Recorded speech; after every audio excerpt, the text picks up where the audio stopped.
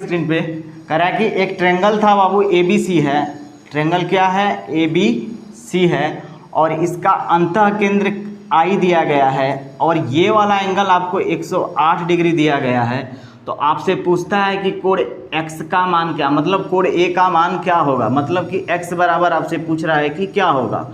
ठीक है, तो आप एक थ्योरम जान लीजिए कि कोण BIC बराबर 90 प्लस कोण A/2 होगा। BIC का मान कितना दिया है बाबू? तो BIC का मान कितना दिया है? तो 108 डिग्री। ठीक है, बराबर कितना होगा? 90 प्लस कोण A/ क्या होगा? 2। 90 घट जाएगा बाबू, तो हम कह सकते हैं कि कोण A/2 बराबर हो जाएगा 18 डिग्री। तो आप बता दो कि कोण A बराबर कितना हो गया? 18 दूना के 36 डिग्री। अब चेक कर लीजिए ऑप्शन नंबर कौन सा आपका सही है। ऑप्शन नंबर बाबू कौन सा है? देख लीजिए, ऑप्शन नंबर चौथा आपका सही आंसर है। ऑप्शन नंबर 4 आपका सही आंसर है। देखिए, इसको मैं थोड़ा सा आपको एक्सप्लेन कर देता हूँ कि कहाँ से आता है। देख लीजिए, अगर देखो ये अंतः केंद्र की बात कर रहा है बाबू, तो अंतः केंद्र का मतलब होता है, अंतः केंद्र कब बनता है? जब उसके कोण समद्विभाजकों का, जब त्रिभुज के कोण समद्विभाजक जिस पॉइंट पे मिलते हैं वह पॉइंट उस त्रिभुज का अंतः केंद्र कहलाता है। इसका मतलब कोण समद्विभाजक है बाबू, तो ये वाला एंगल आपस में इक्वल होंगे और ये कोण समद्विभाजक थे, ये भी एंगल और ये भी एंगल आपस में इक्वल होंगे। तो आप बताओ कि हम इसको क्या लिख सकते हैं। इस त्रिभुज की बात करें BIC के लिए, तो BIC के लिए इस वाले कोण को कोण B/2 लिख देंगे हम, क्योंकि आधा है कोण B का। अब प्लस इस वाले कोण को कोण C/2 कर देंगे, प्लस इसका I का मान क्या कर देंगे? 108 बराबर 180 डिग्री हो जाएगा। तो आप बताओ कि कोण B/2 अब प्लस कोण C/2 108 में से घटा देंगे 180 में से, तो 72 डिग्री आ जाएगा। आप बताओ हम क्या करेंगे? फिर 2 से दोनों तरफ गुणा कर देते हैं। दोनों तरफ अगर 2 से गुणा करेंगे तो ये 2 कट जाएगा, मतलब कोण B बचेगा, कोण C बराबर 144 डिग्री आ जाएगा। अब बड़े वाले ट्रेंगल में ले लेते हैं, त्रिभुज ABC में कोण B प्लस कोण C का मान दिया है और कोण A का, तो हम क्या लिख सकते हैं? कोण A प्लस कोण B प्लस कोण C बराबर 180 डिग्री और B प्लस C कितना दिया है बाबू? तो 144 दिया गया है। 180 में 144 घट जाएगा तो 36 डिग्री आ जाएगा। तो कोण A बराबर क्या हो गया? 36 डिग्री। आपका ये डिटेल मेथड है, शायद इसे भी देख लीजिए। ये आपका शॉर्ट मेथड। नंबर 3 है 42x 7 3y। कह रहा है कि ये नंबर बाबू 72 से डिविजिबल है। ये नंबर किससे डिविजिबल है? तो 72 से डिविजिबल है। ये नंबर किससे डिविजिबल है? 72 से डिविजिबल है। तो आप बताओ कि जो संख्या अगर 72 से डिविजिबल है तो वो संख्या 9 से भी डिविजिबल होगा और वो संख्या 8 से भी डिविजिबल होगा। भाई 72 से जो संख्या डिविजिबल है वो संख्या 9 से भी डिविजिबल होगा, वो संख्या 8 से भी डिविजिबल होगा। तो हम 8 पहले एक बार इस संख्या को 8 से डिविजिबिलिटी चेक करते हैं। तो 8 के डिविजिबिलिटी का रूल क्या होता है कि शुरू से लास्ट का 3 नंबर ले लेते हैं। तो लास्ट का 8 से डिविजिबिलिटी का रूल क्या होगा? 8 से डिविजिबल होगा कब? जबकि 7 3y का होगा 8 से डिविजिबल हो जाएगा। तो हम चेक करते हैं कि इसके जगह पे हम क्या रखेंगे जो 8 से डिविजिबल हो जाए। तो कुछ नहीं करना है, आपको क्या करना है? 8 से डिवाइड करना है। तो 8 9 कितना होता है? 72 हो जाएगा बाबू। अब यहाँ पे कितना बचेगा? 1 बचेगा। यहाँ पे क्या बचा? y बचा। तो आप बताइए कि y के जगह पे ऐसा क्या रखें कि ये हमारा नंबर 8 से डिविजिबल हो जाए। देखियो y के जगह पे एक सिर्फ ऐसा मान 6 ही आएगा जो कि 8 से डिविजिबल हो जाएगा। मान लीजिए 7 रखेंगे तो 8 से डिविजिबल नहीं होगा, 8 रखेंगे तो 8 से डिविजिबल नहीं होगा और 9 भी रखेंगे तो 8 से डिविजिबल नहीं होगा। तो इसका मतलब कि हम नंबर हमारे टोटल क्या होते हैं? 0 से लेकर 9 तक ही होते हैं। तो 9 से ज़्यादा तो हम नंबर रख नहीं सकते हैं। तो आप ये बताओ कि ये हमारी क्या हो गया? 16 है। इसका मतलब y के जगह पे क्या होगा? 6 होगा। तो ये नंबर क्या हो जाएगा? 8 से डिविजिबल हो जाएगा। तो सोचो अब हमारा नंबर क्या मिला? 4 2 x 7 3 और y के जगह पे कितना हो गया बाबू? अब 6 हो गया।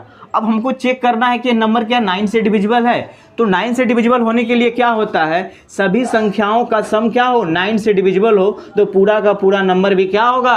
9 से डिविजिबल होगा। तो ध्यान देखो, आप चेक करते हैं तो 4 2 कितना हुआ 6 और 6 3 कितना हुआ 9। मतलब ये जिसका योगफल 9 आ जाए उसको हम क्या करते हैं, डिजिटल सम के द्वारा काट देंगे। तो इसका 9 आ गया। अब बचा क्या हमारा x 7 और 6, तो 7 6 कितना होता है 13। तो फाइनली मिला x प्लस 13। अब इसको 9 से डिविजिबल होने के लिए क्या चाहिए, 9 से डिविजिबल होने के लिए x के जगह पे अगर हम 5 रख दें, x के जगह पे क्या रख दें 5 रख दें, तो ये क्या हो जाएगा 13 5 18, जो कि 9 से क्या हो जाएगा डिविजिबल हो जाएगा। तो हम कह सकते हैं बाबू, अगर हम 7 रखें तो देखो 20 हो जाएगा, 9 से डिविजिबल नहीं होगा। 8 रखेंगे तो भी नहीं होगा, ठीक है। तो इसका मतलब सबसे छोटा से छोटा नंबर हमारा क्या बन रहा है 5 बन रहा है। तो आपको मिल गया x का मान मिल गया, आपको y का मान मिल गया, x बराबर 5 मिला, y बराबर 6 मिला।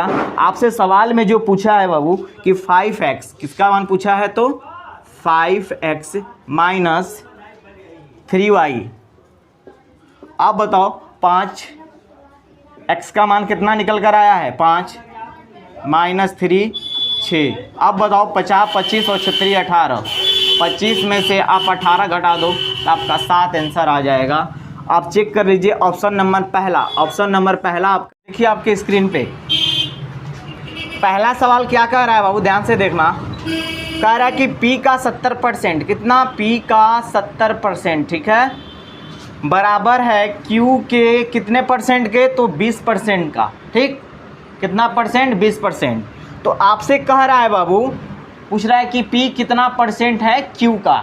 आप बताओ जब भी परसेंटेज में ऐसे दे चिन्ह तो बराबर इक्वेशन के टर्म में रहे तो परसेंटेज वाला टर्म क्या होता है अपने आप ख़त्म हो जाता है, और ये 0 से क्या होगा 0 भी कट जाएगा। तो हम ये कह सकते हैं कि P मल्टीप्लाई 7 बराबर Q मल्टीप्लाई 2। तो हम ये कह सकते हैं बाबू कि P बाई जो Q होगा वो बराबर कितना होगा, तो 2 बटा में कितना होगा 7। P का मान कितना होगा 2 और Q का मान कितना होगा 7। परसेंट Q है, Q के बारे में पूछ रहा है। तो आप ये बताइए परसेंटेज निकालना है Q का, तो Q कितना है 7। P से के रिस्पेक्ट में पूछ रहा है तो P नीचे हो जाएगा बाई 100 हो जाएगा। आप इसको काट दोगे कितने बार में बाबू 50 बार में, तो फाइनली आपका 350 आएगा। ऑप्शन नंबर देख लीजिए, ऑप्शन नंबर 3 आपका सही आंसर होगा, ऑप्शन नंबर 3।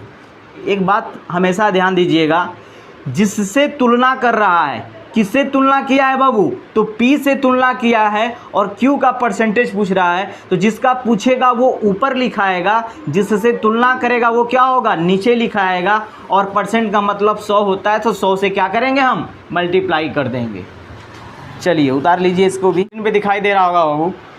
कह रहा है कि 12% की ब्याज दर से, मतलब कि R बराबर कितना दिया है, तो 12 दिया है, ठीक है 12%। और उसके बाद कहता है बाबू कि 2 वर्ष, N बराबर कितना दिया है, तो 2 ईयर दिया है, ठीक। आपसे कहता है कि CI और SI का अंतर बताइए 2 साल के लिए, ठीक। और आपका दूसरा P बराबर कितना दिया है बाबू, तो P बराबर 2500 दिया गया है, ठीक। तो 2 साल के लिए CI SI का अंतर का एक फार्मूला होता है P इंटू R/100 के पावर 2। 2 साल के लिए ये CI SI का क्या होता है अंतर बराबर एक फार्मूला होता है। शॉर्ट ट्रिक है, आप इस पर रख लीजिए। देखिए 12% का फ्रैक्शन वैल्यू क्या होता है बाबू, तो 3/25 होता है। कितना होता है 3/25 होता है। तो आप बताओ बाबू कि ये P था, क्या था हमारा P कितना दिया है, तो 2500 है। कितना है P 2500 इंटू R हमारा कितना दिया गया है बाबू, ध्यान से देखिए। R का मान तो 3/25 आ गया, तो 3 बटा कितना हो जाएगा 25 का होल स्क्वायर, क्योंकि मैंने फ्रैक्शन वैल्यू में तोड़ दिया।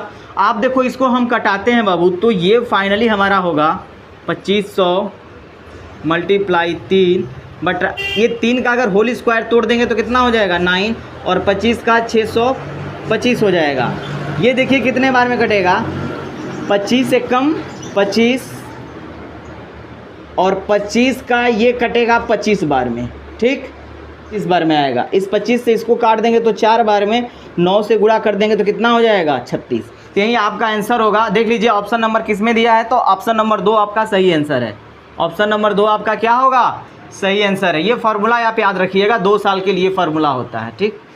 बाबू नितिन ने सामान्य मूल्य पर बीज के 4 थैले खरीदे, ठीक है, सामान्य मूल्य पर। अगर हम मान लेते हैं कि अगर प्रत्येक का मूल्य सामान्य मूल्य पे खरीदा है तो प्रत्येक थैले का कितना, प्रत्येक थैले का सीपी कितना हो जाएगा, बराबर इक्वल है। अगर एक थैले का सीपी कितना मानते हैं,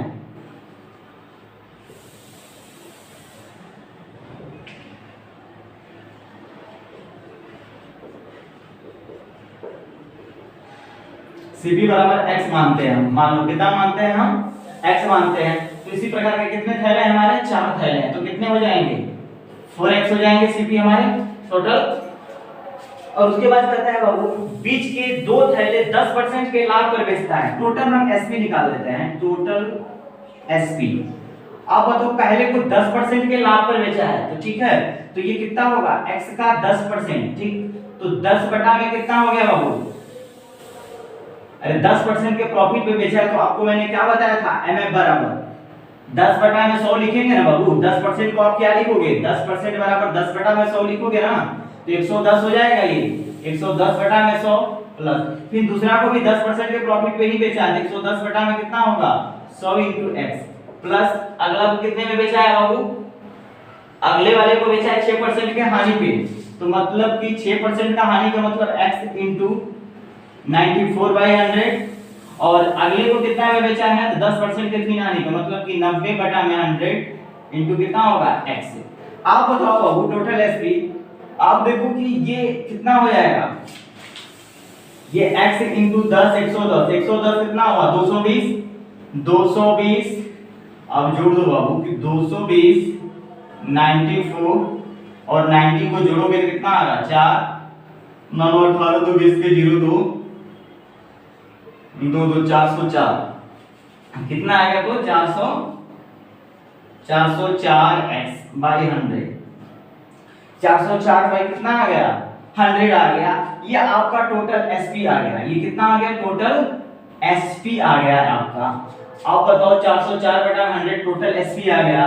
तो अब बताओ कि ये 4x था, ये कितना था, सीपी 4x, और हमारा टोटल एसपी कितना है, 404 बटा में 100x है, तो हमको प्रॉफिट हो रहा है ना बाबू, तो प्रॉफिट बराबर कितना हो जाएगा, 404x बटा में 100 माइनस कितना हो जाएगा, तो 4x।